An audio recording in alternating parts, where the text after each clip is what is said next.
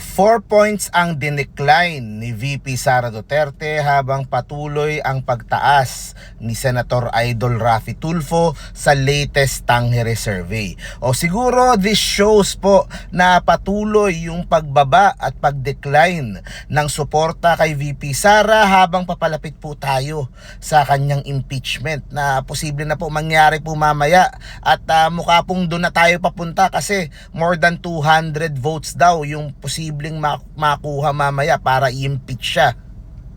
Ayon kay Attorney Jess Falsis, 40 out of the 50 plus Visayas congressmen will vote to impeach Sara Duterte. 9 out of 11 sa Cebu. Diba? So kahit na anong gawing subok pagkukumbinse nung mga nasa panig nila VP Sara, nag-rage coalition launch pa sila sa Cebu para subukang i-pressure yung mga Cebuano congressman ay buo na yung pong kanilang magiging desisyon na iboboto po nila base sa tama, base sa kanilang konsensya.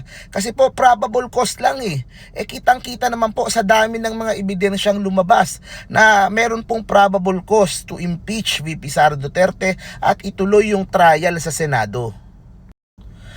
Ito po yung latest post kaninang umaga ni Congressman Terry Ridon. Ang kanyang bilang 215, hindi po nagbabago. Syempre po, itong mga days bago umabot ngayong Lunes, maraming gapangan, maraming takutan, maraming mga kung ano-ano pong mga gimmick ang ginagawa ng kampo ng mga Duterte na kesyo pananakot sa ganitong simbahan, pananakot sa ganitong botante.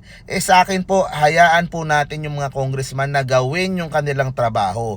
Yan po ay nasa konstitusyon and sundan nila yung ebidensya. Ang punto dito may ebidensya Okay, at ito po ay probable cause. Ulitin ko, probable cause. Hindi pa po ito yung kung talagang guilty or maa-acquit. Probable cause pa lang. Mababa yung threshold para po sa mga ebidensya at ang daming lumabas na ebidensya na mahirap i-dispute yung sa AMLAC pa lang Yun pa lang sa Tagong Yaman pa lang napakadaling pumirma ng bank waiver nila VP Sara. Patunayan na hindi totoo yung mga sinabi ng AMLAC na malayo sa kanilang salin. Pero yun po ay hindi magawa.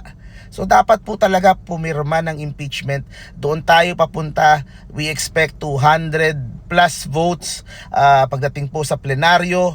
And ayun, we will have an impeached Vice President. At hindi na nila mapipigilan yung pong trial. At doon na talaga lalabas lahat pa ng ebidensya laban kay VP pagdating po doon sa mga aligasyon laban sa kanya.